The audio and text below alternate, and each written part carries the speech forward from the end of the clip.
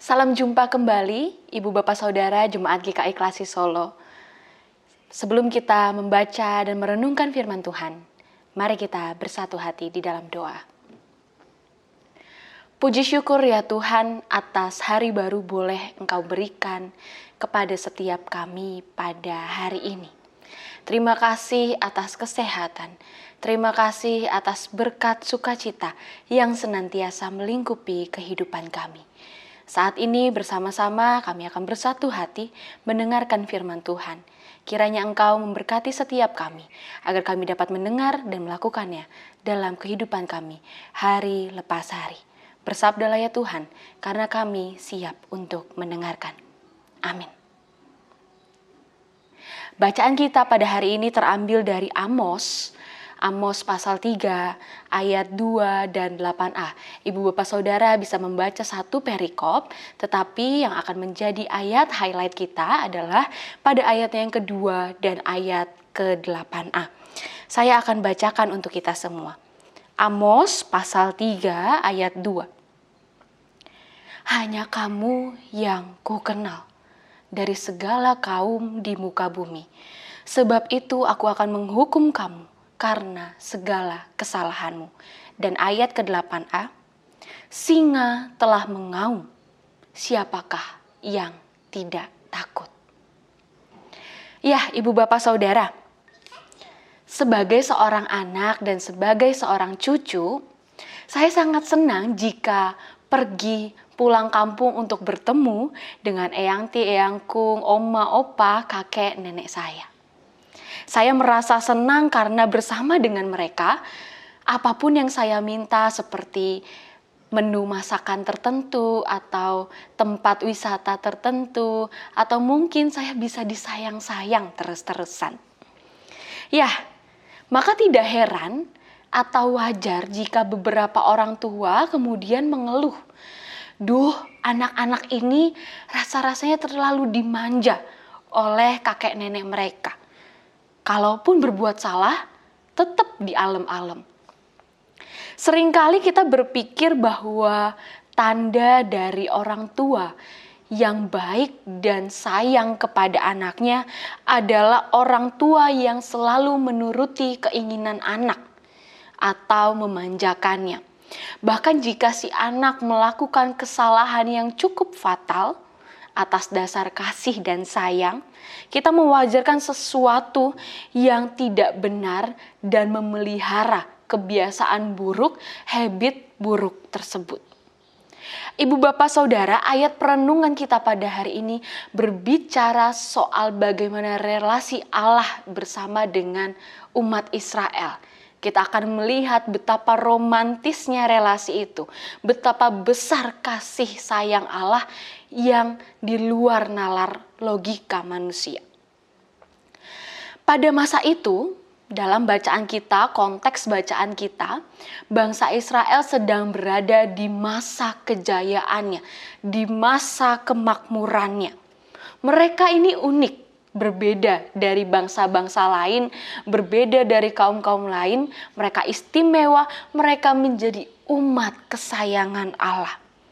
Sampai pada ayat yang kedua yang tadi kita dengarkan bersama-sama, Allah berfirman, hanya kamu yang kukenal dari segala kaum di muka bumi. Bayangkan betapa besar rasa cinta itu. Di mata Allah, pada saat itu hanya ada umat Israel yang dikasihi. Sayangnya, umat yang merasa spesial ini lupa diri. Mereka lalai dan hidup dengan ketidakadilan dan kepalsuan dalam menjalani ritual keagamaan. Nabi Amos yang dikirim oleh Allah untuk datang memperingatkan mereka tentang perbuatan mereka yang tidak baik, tentang ketidakadilan yang mereka lakukan kepada sesama, dan akan ada penghukuman yang terjadi kalau mereka tidak segera bertobat pun tidak dihiraukan.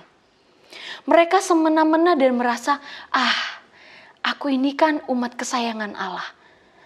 Aku pasti disayang. Kalaupun aku salah, aku pasti akan dimaklumi. Kami tidak akan dihukum. Karena kami adalah umat harta berharga milik Allah. Namun ibu bapak saudara, kalau kita baca secara keseluruhan kitab Amos, hukuman itu benar-benar terjadi atas bangsa Israel. Allah berfirman pada ayat yang ke-8, singa telah mengaum, siapakah yang tidak takut? Singa telah mengaum.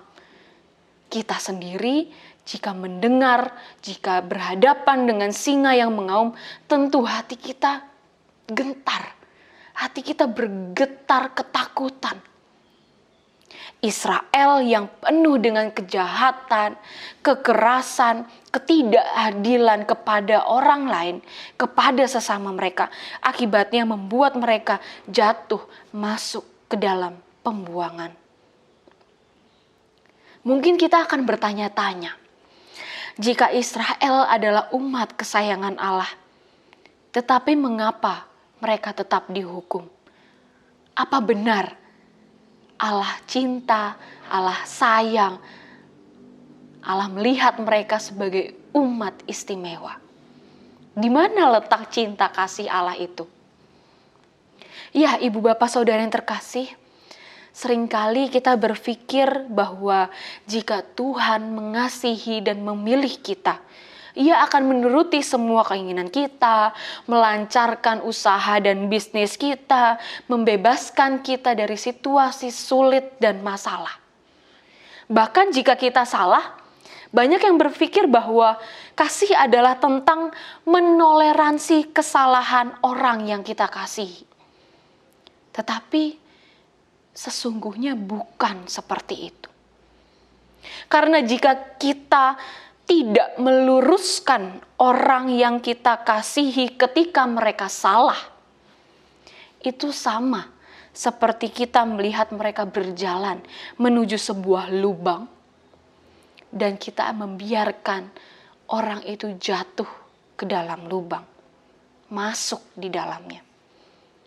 Kasih adalah menegur dengan sabar dan membantu, membimbing mereka ke arah yang benar.